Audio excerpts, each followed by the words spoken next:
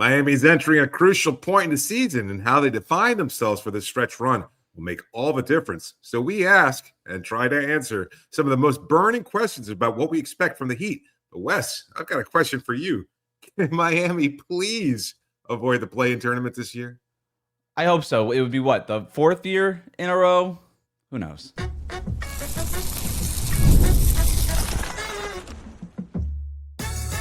You are Locked On Heat, your daily Miami Heat podcast, part of the Locked On Podcast Network, your team every day. All right, welcome back to Locked On Heat, your daily podcast on the Miami Heat, part of the Locked On Podcast Network, now the #1 sports podcast network. Whether you're tuning in on YouTube or on your favorite podcast app, thanks for making us your first listen every day. Join the Cookie Gang, become an everydayer. That means subscribing, tuning in every day, Monday through Friday, and signing up for the Everydayer Club with the link in the show notes. Today's episode is brought to you by FanDuel. Use your profit boost on any NBA future and get entered for your chance to win a trip to the NBA Finals. Play your game with FanDuel, the official sports betting partner of the NBA. I'm Wes Goldberg, host of Locked On NBA Daily and Real GM Radio. I'm here with David Ramil. Both of us are credentialed Heat media members who cover this team every day. We have a great show for you today. We want to spend this week zooming out on the season while the Heat are off and give Heat fans everything that they need to know for these final 26 games of the season. We've got a bunch of shows planned. We're going to do our biggest questions, our biggest burning questions today, David. Let's just jump right in. My big question, and I think one that not only will define how the rest of this season goes, but perhaps Miami's direction beyond this season overall. Can Kel'el Ware take another leap over this final stretch of the season? We've already seen one leap earlier in the year, and I would say a substantial leap. I would not qualify that as a mini leap. I think that was a real leap. And then he comes out of the starting lineup, a little up and down. Erik Spoelstra calls him out. He says some things. We go back and forth. But now, as we are here at the All-Star break, Kel'el Ware, at least right now, appears to be back in the starting lineup alongside Bam Adebayo. And he's playing okay. I don't think he's reaching the heights that he was reaching before. A couple double-doubles here and there. But I think the stage is set for him to take another leap here and really cement his place as, I need to be starting next to Bam Adebayo, A, or B, my trade value just went way up for the summer. It's a great question, but I think somehow it kind of fits under the umbrella of like, will he even get the opportunity to take that leap? Because I think that's the direction I kind of see it is he needs to have some sort of consistency baked in there. And it comes from him on the floor and how he produces, but is he going to have a clearly defined role? And I think that's much more unclear. And I don't think that's anywhere close to being defined because you've got key players that have been in and out of the lineup due to injury, and that's going to change. And so what we see from Kel'el will depend on whether or not he gets that opportunity to start. I don't think he can do enough, honestly, to firmly take hold of that starting job. Because once, and we've seen this, he was playing excellently, as you said. Tyler Herro comes back from injury. All of a sudden, it's bye-bye Kel'el. So there isn't anything that Kel'el can do to change that. He could have a 30-point game. He could have a 25 and 15 average over the next couple of weeks, assuming Tyler Herro comes back. And once Tyler comes back, I don't see any reason why Kel'el would stay in that starting lineup based on what. Could you take somebody else out of the starting group? Absolutely. If Kel'el's playing like that, you'd at least have to have that conversation.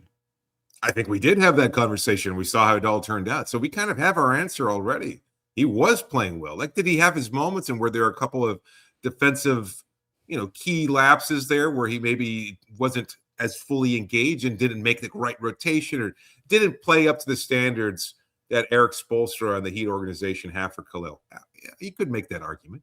But he was playing as well as we've seen. The best stretch of his career by a wide margin. And then Tyler comes back and it's like, no, we're going to go to a much smaller lineup. So do you think that was a test of Kel'el, that maybe he necessarily didn't deserve to come out of the starting five, but do you think it was all right, that's good that you got what you wanted and you're playing well. Let's see what happens when we move you back to the bench. It's a good point. And now that you bring it up, it probably was in retrospect. I think I've made this point before, but I love pointing it out that a wise woman once told me that there are two types of leaders that unite everybody and bring everybody together towards a common goal. And then there are leaders that will challenge and test and maybe act a little bit snippy at times to kind of see how you react to that. I don't know if there's one way that's better than other. Erik Spoelstra clearly has enjoyed a lot of success as a head coach. But now that you mention it, it probably does feel like a very Erik Spoelstra kind of thing to do. It's like, no, this isn't an indictment on him at all. We don't think that he's done anything to take himself out of the starting lineup, but we've got to welcome our all-star, our seasoned veteran in Tyler Herro. And so you bench Kel'el, and if he responds by coming off the bench with that same level of production, then you're kind of forced to say, all right, he's passed that test. It's very likely that that's what they were thinking. And I mean, for the record, it didn't work out. No, you're not. And also the lineups with Kel'el and Bam were not good, right? Like we have all the numbers and stuff behind them. Now, I will say, maybe there was a little bit of both things there. I do think that the data backed up Erik Spoelstra's decision to take Kel'el Ware out of the starting lineup, despite the double doubles, right? I do think some of that stuff was a little bit was empty calories, which is okay for a young player to have empty calories. I'd rather have a player put up like some calories that are a little empty than no calories at all, right? And so that's part of the development process for a guy like Kel'el. And I do think that he has. I think that for the Heat, it makes sense now with a shorter runway, right? Because you bring Tyler Herro back. You're saying, okay, we have a long runway between now and the playoffs. We got to get our best five out there. We got to really figure it out. But now with a little bit less time here, and not knowing when Tyler is going to come back, which we'll talk about here in a second, I just wonder if maybe now is a better time to just say, you know what, we're going to lengthen the leash on Kel'el Ware's minutes here a little bit and just play this out and see what happens. Now, coming off the bench, he's going to get minutes. And I do think that there is still, no matter what, a road for him to take a leap in terms of being more dialed in defensively on a possession-to-possession basis. If he could just get these defensive rotations timely, if he could just tighten some of these things up, that's what I'm talking about. The rebounding and the points and all that stuff is fun. When the three ball is falling, it's a lot of fun to watch the Heat when he's doing that. I really need to see some of those little things tighten up with him. And so that's really what I mean by another leap.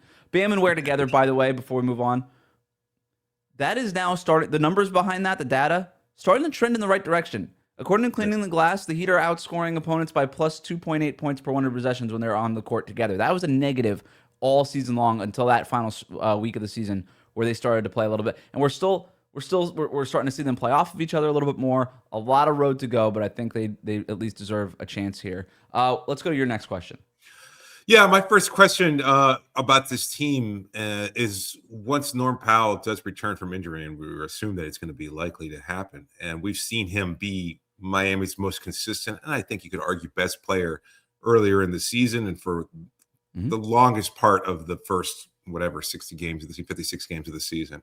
But moving forward, and I think we saw this trend in this direction before the All-Star break, I would say that Bam Adebayo had finally gone past that slump. And we saw last season something that I don't think we've seen before from him, where he kind of made the conscious decision to turn it up to another level in this next phase of the season.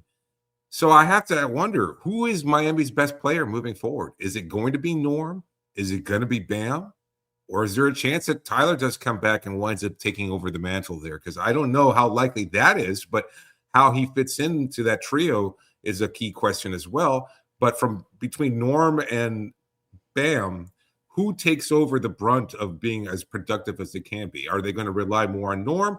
Or is there a world where maybe the two don't have to be mutually exclusive? Like maybe they can both put up big numbers. And that would be something that we haven't seen, because when Norm was putting up big numbers, Bam was finding his footing.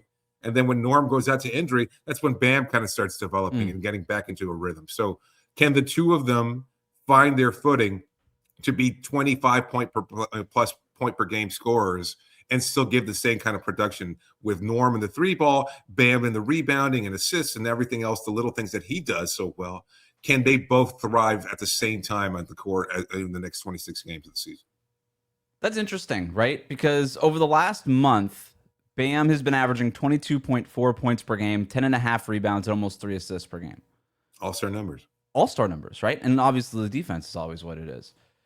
25 points per game for both Bam and Norm seems like a little bit of a stretch, but I see your point, right? If it's 23 points per game-ish, something like that, it's such a great point that you make about the fact that Norm started the season so hot and Bam was in a slump. We haven't really seen those guys kind of cross paths as good offensive players at the same time all season long, and I wonder what that would do to Miami's offense. First, to answer your first question, I don't think it's mutually exclusive, right? None of these guys are going to have a Luka Doncic style usage rate, James Harden in his peak usage rate. They're going to share the ball. That's Miami's offense. All these things. There is room, plenty of room, for both of them to average 22, 23 points per game over the final 26 games of the season. And I do wonder what that would do. Right now, Miami is ranked 17th in offense. That's the sort of thing where it's like, okay, as long as, and we've seen Erik Spoelstra, by the way, stagger Bam and Powell when the lineup is healthy to make sure one of those guys is always on the court. So if they're doing that, and you've got like these dueling good offensive players, not great ones, but very good offensive players, all-star level type of offensive players, that I think would do a lot. Not only for the Heat's offense, but for the win column, for Bam, for Norm. I think it's really interesting. And then obviously the big wrinkle is, what does it mean when Tyler Herro comes back? Could he step in and also be one of those guys? We're going to talk about that next as we continue our biggest questions after the All-Star break after this. Today's episode is brought to you by Indeed Jobs. Workplace chaos, deadlines stacking up, inbox overflowing, and the one position you have to fill is still sitting open. When the pressure's on you and you need the right hire, this is a job for Indeed Sponsored Jobs. Indeed Sponsored Jobs helps you reach the people who actually fit what you're looking for. Skills, experience, location. So you're not just hoping the right candidate stumbles across your post. And here's a stat that says it all. In the minute that I'll be talking to you, companies like yours will make 27 hires on Indeed, according to Indeed data worldwide. So if you're hiring, spend less time searching and more time interviewing candidates who check all of your boxes with Indeed Sponsored Jobs. Spend less time searching and more time actually interviewing candidates who check all your boxes. Less stress, less time, more results. When you need the right person to cut through the chaos, this is a job for Indeed Sponsored Jobs. And listeners of this show will get a $75 sponsored job credit to help get your job the premium status it deserves at Indeed.com/podcast. Just go to Indeed.com/podcast right now and support our show by saying you heard about Indeed on this podcast. Indeed.com/podcast. Terms and conditions to apply. Need to hire? This is a job for Indeed Sponsored Jobs. Today's episode is also brought to you by TurboTax. Tax season doesn't have to take over your life. This year, TurboTax is making it easier than ever to just hand things off and move on with your day. With TurboTax Full Service, you can have your taxes done for you by a trusted local expert, start to finish, without the stress or guesswork. Instead of spending hours trying to figure out forms, you just meet with a local TurboTax expert in person, or you can even connect online, and they handle everything from W-2s to self-employment forms and work to get you every possible deduction. You can upload your documents, go about your day, and get updates right through the TurboTax app. It's a huge time saver, and it gives real peace of mind, and an expert is handling it. For a limited time, you can have your taxes done by a local TurboTax expert for just $150. All in, if a TurboTax expert didn't file for you last year. Just file by February 28th. Take taxes off your plate and get back to your life. Visit TurboTax.com/local to book your appointment today. We'll be right back.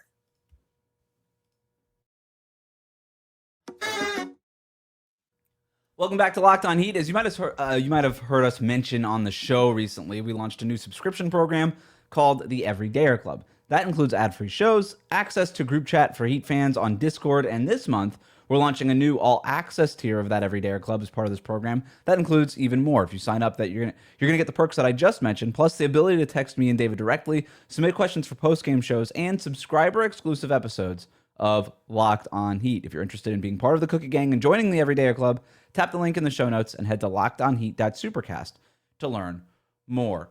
David, my next big question for the Heat after the All-Star break. When will Tyler Herro return? And maybe more importantly, what does that look like? So the latest update we have from Erik Spoelstra is that, yes, Tyler Herro will return at some point this season. No, he does not have an official timeline. We don't have an official timeline. We have no idea when it's going to come back. When he's going to come back. I would be a little surprised if we see him Friday in Atlanta for the first game back. But I do think that there's motivation on both sides from the Heat and from Herro to get him on the court and to get him on the court quickly. You want to get him at 100%. You don't want to rush him back the way that I think he was rushed back earlier in the season. And any idea that they might shut Tyler Herro down to quietly tank, I'm not getting that sense from the organization or from Herro's side at all. I think there's a lot of motivation, particularly from the Heat, to get him on the court to make this playoff push. And let's be very clear, they are trying to make a playoff push here. Yeah. And from Herro, who is going into a summer where extension talks are back on the table. And I do think that for Herro, he wants to at least get out there and show what he can do. So when does he come back? What does that look like? That's my big question. Obviously, we don't know specifically when he's going to come back, but I do think the what does it look like is maybe more interesting for our conversation here, David. Yeah, it's a great question. Because I think we've seen from Tyler in the past, it doesn't take long for him to be the kind of player that he's typically been over the course of his career. The offense, the bucket getting, if you will, has always been just a big part of who he is. He hit the game winners in the fourth quarter against Dallas when he came back. It was just like he was never gone. Right. So it almost feels like if he's assuming he's healthy, we know almost exactly what we're going to get from him. 20 plus points, pretty good efficiency, solid shooting. Now, the 3-point shooting was a little bit off on his return, and you wonder whether or not that might be a factor. But I would assume not. Like, if they're going to bring him back, now that they've had this extended timeline, I assume, perhaps erroneously, but I assume that he's going to be coming back and able to hit the shots the way he has historically throughout his career. So I'm not too concerned about that. But my big question, kind of piggybacking off of what you're asking, is how is the duo of Tyler Herro and Norm Powell going to work? Because I think that is still a big question. We just haven't seen enough of a sample size. And kind of, again, connecting to that first question that we had in the first segment, like between Bam being more productive, Norm coming into his own and being productive, will he taper off a little bit in the second half of the season? And now the hidden X factor of Tyler's return, what is that going to look like? Assuming all three players can thrive together, can play off of each other, and form a semi-big three where they're all productive and helping Miami. A medium three. Yeah. A fairly good-sized three. How about that? An average three. Right? I mean, I think that's a huge question. Like, the Norm and Tyler one, I think, is the biggest question because we've seen Tyler and Bam, the two-man game, work very well. So can we assume that now the added factor of Norm and, again, trying to make a push with this team for the first time and how he understands his role in the playoff push moving forward, what is that going to look like playing alongside Tyler? Because I think that's a huge question. So one more note. I do think Norm Powell comes back and is in the lineup for Miami's first game back on Friday. He played in the All-Star game. He's healthy. He's got more time off than he needed. He's back. I do think a big part of this is if Herro comes back with a decent amount of time left, I do think they try to get him back in the starting lineup alongside Norm Powell. I do think that there's a world, however, that let's say it's like the last week of the season and Herro's coming back and maybe Miami's playing pretty well at that point. I think you just bring him off the bench. We saw him come off the bench the first couple of games when he came back earlier in the season, right? As long as things are copacetic and working well with that starting group at that point, right? There's a lot of what ifs involved in this entire scenario, but I do think that there's a world where Herro can come back and be coming off the bench basically for the rest of the season, playoffs included, right? If the Heat make it that far. But let's just assume that he comes back. There's enough time left to really experiment with it. Would you split up Herro and Norm Powell, or would you put them both back in the starting lineup? You have to. You have to put your best five out there. Tyler's a big part of that. Like we're overthinking it. I know I've been guilty of it too, especially when the offense looked like it was humming along so nicely, and you just want to keep things so consistent. You don't want to necessarily break up the rhythm that they had earlier in the season. But yet, the reality is Tyler is one of the top players in the league. He is, and so as such, he deserves and has earned that starting spot. And you want to put your best players out there. You have to find a way to make it work. Is their skill set sort of redundant? Sure. Mm-hmm. Are you missing something by putting them out there? Because now all of a sudden you're missing the perimeter defensive tenacity that Davion Mitchell brings you. And you might be overlooking the blossoming potential of Kasper Giannis, who's gotten a starting nod at times too. So like those are valid questions. But Tyler is one of your best players. And as such, you put him out there to give him the opportunity to thrive and you figure it out. And look, I think And I don't know that he hasn't done this, although my feeling is that probably it hasn't been the case. But this looks like it's a meeting from Erik Spoelstra with those three guys and say, figure it out because you guys are all too damn good to not make this work. And everybody is going to feed off of that because you're just too good. And I think that's the reality there. Those are the three best players on this team. They've got to start acting like it, and they've got to do it together so that everybody responds in kind. So you're assuming there, and I think you're right, and I would agree with you.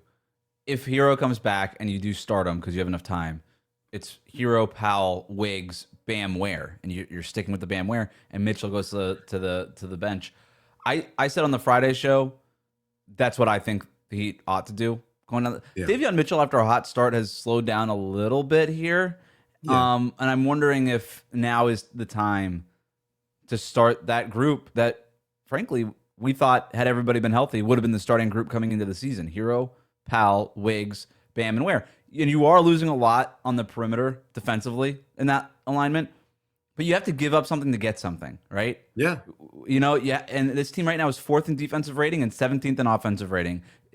Can you just say, all right, we're going to slide back a little bit defensively, but we're going to get better off enough offensively where it's a net positive for us? Those are the kinds of decisions that Erik Spoelstra and this coaching staff are going to have to make. I'm with you. If Herro comes back with enough time, you start him. I don't think there are any questions. I think there are a lot of people, to your point, overthinking this. Herro, Powell, Wiggs, Bam, and then probably Ware. And if I had, that's how I would want to go. That's sort of your best balance of, let's experiment with Bam and Ware. We're going to have ups and downs with that. We understand that.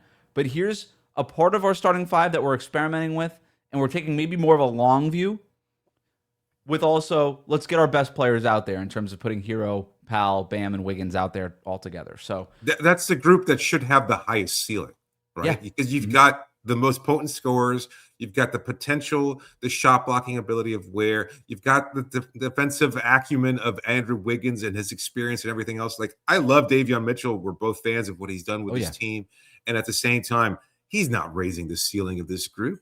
Those five, however, that we listed as a potential starting lineup, that's your highest ceiling there, I think, as a group. I think that's the team that can really take you to that next level if somehow they find a way to work together. These are questions that should have been asked and answered months ago, but we just didn't have that luxury because Tyler was out. We didn't know what was going to happen. Kel'el was still finding his footing, etc. Like, there's been a lot of different things that have happened to this group where we didn't get the luxury of those answers earlier on. But now that you're leaning into this next phase of the season, you better figure it out because that's your best bet of trying to pull out a playoff victory. And we've seen enough, right? We've seen enough of that group. It isn't good enough. So now's the time to try something new, especially as you try to make this push into the playoffs. Can the Heat make the playoffs outright by avoiding the play-in tournament for the 4th year in a row? We're going to talk about that next here on Locked On Heat. Today's episode is brought to you by FanDuel. You ever wanted to experience the NBA Finals live and in person? Look, we've been there. It's an incredible experience that you'll never forget. And just covering it as media, you still feel the buzz of the excitement, knowing that this is the highest stage possible. And FanDuel is giving you the chance to turn that dream into reality with their NBA sweepstakes. And here's how it works. Use your profit boost on any NBA future, and you'll automatically be entered for a shot to win an NBA Finals trip for two. That's right. Flights, tickets, the whole experience. If you're already looking at the board and thinking about which team can make a deep run, this is the perfect time to lock it in. I love futures this time of year, whether it's picking a team to win the championship or grab a conference title. It adds an extra layer of excitement to every game down the stretch. And now, not only can you pick your pick cash, but it could also send you to the finals.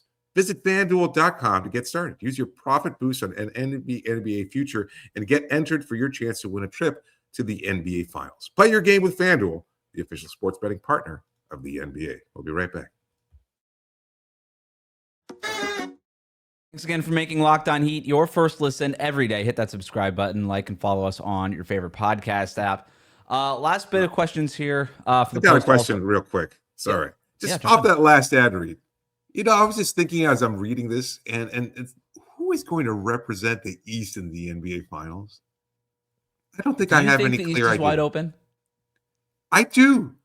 I have questions about Detroit. I've got questions about the Knicks. They would be my most likely candidate based on their experience. But Karl Anthony Towns is such a monkey wrench in the whole thing. I don't know. Their health is another question too. And then you've got Cleveland with James Harden. Boston welcoming Jason Tatum back.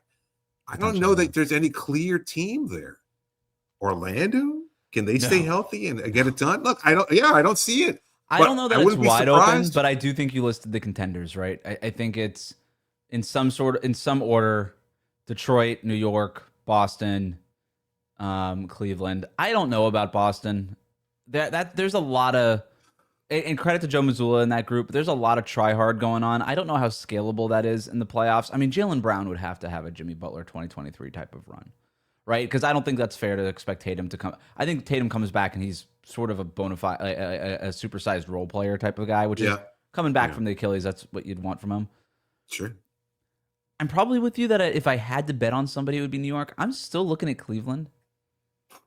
The Harden thing is such a weird wrinkle in all of this, but Donovan Mitchell is playing at an MVP level for the second year in a row. That defense is starting to come along. Jared Allen and Evan Mobley are starting to figure it out a little bit. Sam Merrill's back and healthy, and he's giving them a lot of three-point shooting. Jalen Tyson is giving them a lot on the wing. I don't know. They're starting to come together here. And they have the number one offense in the league over the last 20 or so games. So, I don't know.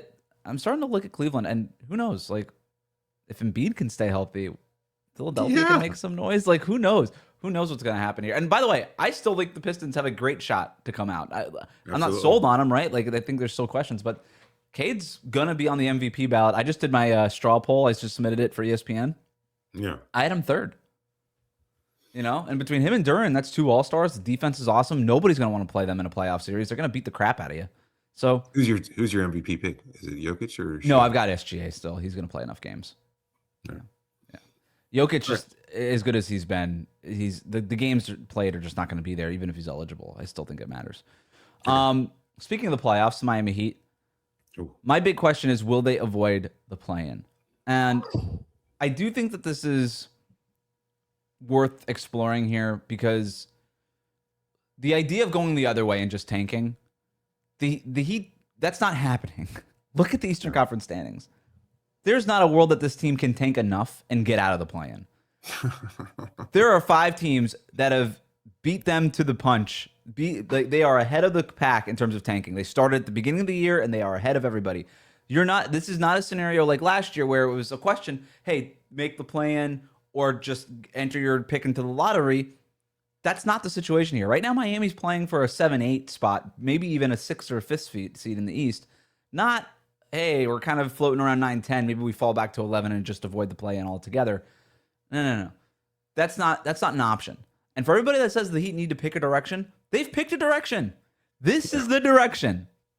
This is it. They're going to go out there and they're going to try to win basketball games. That's the direction. You can like it, you could dislike it, whatever. But they've picked a direction. This is it. For at least the rest of this season, this is the direction. They're going to try to win games. They're going to try to make the playoffs here. My question is, can they? And I do think that there's a big benefit in avoiding the play-in tournament. Obviously, I brought this up before. Basketball Reference gives them a 51% chance of avoiding the play-in. Oh, that's God. 50-50. 51? Yeah. It's slightly better than half and half. What's really interesting about that is playoffstatus.com, which is a different site that basically does the same thing in terms of playoff probabilities. They are usually pretty close, like Basketball Reference and playoff status, but for the Heat, they are not. Like the Heat have a 30% chance of making it out and getting a top 6 seed, according to playoff status. And I think that's really interesting. So the Heat have the 7th easiest schedule in the league remaining. That's obviously good. No more. They do play. I know that there's like bad losses that stick out in everybody's mind. This is a team that has generally played bad teams well and beaten those bad teams. Sure. It's against the good teams that they have the 7th easiest remaining schedule. And I think this is very important, David. No more West Coast trips. Those are all out, which is a big part of why they have one of the easier schedules left. So can they avoid the play-in? That to me is the biggest question. It's a huge question. And I think a lot of it just depends on, and this isn't even one of my official questions for this purpose of the show, but I see this team and they've had moments that I think have been crucial in kind of gauging the temperament of this team. And I just don't know if you could say 56 games in the season, and this is really maybe more of an indictment of anything else. How bad does this group really want it? Because I would have said earlier in the season when we were both so bullish about what we saw on the floor, that this team rose to the challenges in a way that maybe we didn't see last season, certainly, and maybe hadn't in quite some time. Knowing again that you had the ace in your pocket of Jimmy Butler and the hope that he was going to be able to carry you the way he had in the past throughout the postseason. Now, I don't know. Who on this team is going to be the emotional driving force that kind of stirs this group and says, no, this is important to me. This is crucial that we do this. And we're going to bust our hump to try and win every possible game. And I'm going to find everything I can do to leave it on the floor and make sure that we avoid a play-in tournament.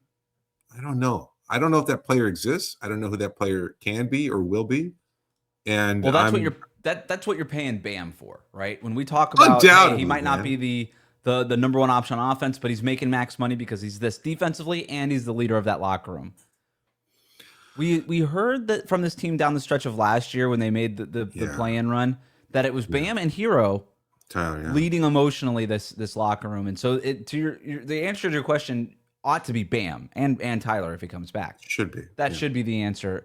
But to your point, like this team looked like it was very much looking forward to the All-Star break, which most teams do, but usually the Heat don't, right? Like that's the whole thing. That's why you have the words painted on the court and all the culture stuff is that you're the team that doesn't do this, right? But they did do it.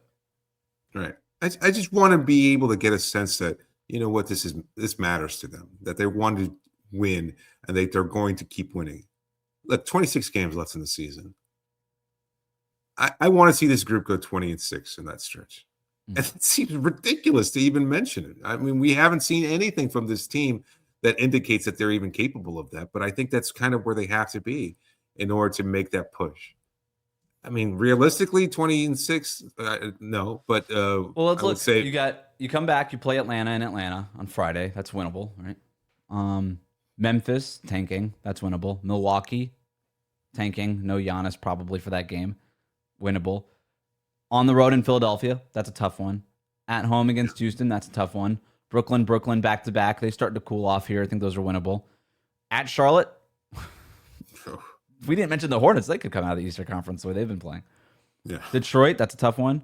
Washington, Milwaukee, Orlando, like these are winnable games. Like this is every game is winnable. Sure, every game's winnable, but this is an easy schedule, I guess. This is sort of the cupcake part of the schedule for Miami, which we didn't really see so far this season. Yeah, I think that part of it is though this kind of the attitude of like, I mean, look, I know that's kind of very simplistic analysis, and I'll cop to that 100%. But I don't feel like they have the kind of drive to be like, man, this game matters, because we've seen them relinquish leads, and I know part of it boils down to talent, and you don't have that top tier player to kind of push, et cetera. But you know what? You go up 20 in the first half. I would just like to say, once you go up at that point, I know the league is trending this way anyway, and no lead is safe, et cetera. But man, just show me that it matters. Show me that you can hang on to these leads and not let them slip through your hands like sand. Because I don't know that this group has that, where it just kind of feels like, oh, okay, well, we took that punch in the face. We gave the first punch, but then we got punched back, and now we're kind of just fine letting it slip away. And I want this group to kind of show that they're invested and that there's some kind of sense of urgency about these next 26 games. I said 20-6. I don't know. Sometimes I feel like I'd be happy with 16-10 too. That would be at least that would be the best stretch of basketball for the Heat since the 17 and 6 games over 500, since the 14-7 start. That's not bad, right? 18-8, something like that. Look, based on the schedule, that's doable. Possible. If the Heat play up, yes, of course, and that should be the goal, right? You have an opportunity to go climb out of this play-in tournament, get a playoff seed, and be a real playoff team. Not a real contender, but man, a real freaking playoff team, you know? Like enough with this play-in stuff. You have an opportunity to take a major step forward a year and a half removed from trading Jimmy Butler. That's a big deal. When you zoom out and you look at where this team is organizationally, and obviously if you're a playoff team, another superstar can look at you over the summer and say, I'm the team that could take them over. It's one thing that I'm kind of joining a playing team. Like, what's the difference between joining Miami or the Chicago Bulls? Not much. Right. But if you're a playoff team and I could take that team over the top, now that's a little bit more interesting to me. If I'm a superstar, maybe looking for a new spot. They need that bulletin board material. You mentioned the Jimmy thing, and that was like such a driving point. It was. What's the bulletin board material here? Giannis keeps flirting with you, and he's not really going to ever join your team. Like, where are you going to get pissed off at? Somebody needs to write a hit piece on Miami's stars, get them pissed off. Do it now. We'll do it now. We'll think about it. That's going to do it for us today. We have a couple more questions that we got to get to here. We're going to save that for another bonus episode. One more thing. Make sure you tune in and stay tuned for that. But for now, thanks for tuning in to Locked On Heat. Make sure you subscribe. Follow Locked On Heat so you get all the latest episodes, including our bonus episodes. If you never miss an episode, the Everydayer Club is built for you. Join the Cookie Gang and get Locked On Heat ad-free. Plus, members-only Discord access and more. Head to lockedonheat.supercast.com right now to join the club.